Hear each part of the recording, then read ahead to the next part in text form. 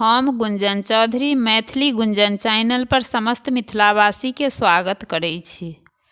आइ हम एकटा कोबर गीत लऽ कऽ उपस्थित छी। राम ही लक्ष्मण बन कए चललान, बाटहि लागल पियास हे। राम ही लक्ष्मण बन कए चललान, बाटहि लागल पियास हे। एहि रे नगरिया में केओ नहीं आपन, लक्ष्मण के लागल पियास हे। एहि रे नगरिया में केओ नहीं आपन, लक्ष्मण के लागल पियास हे।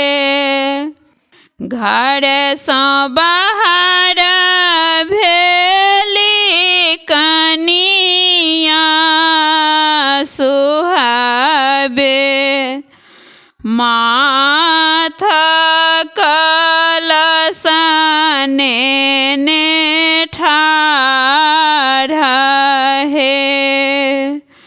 घर सँ बाहर भेली कनिया सुहाबे, माथा कलशने ने ठाढ़ हे।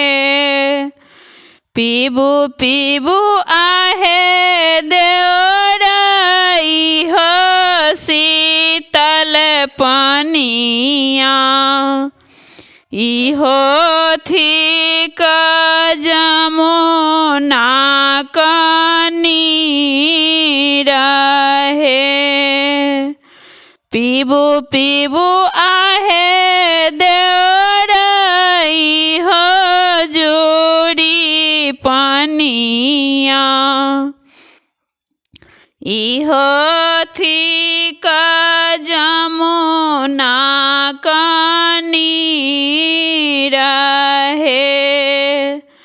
काकर बेटी काकर कुल जनमल, किए थिक स्वामी का नाम है। काकर बेटी काकर कुल जनमल, किए थिक स्वामी का नाम है। जनक जी के बेटी जनक कुल जनमल, श्री राम थिक स्वामी जी का नाम है।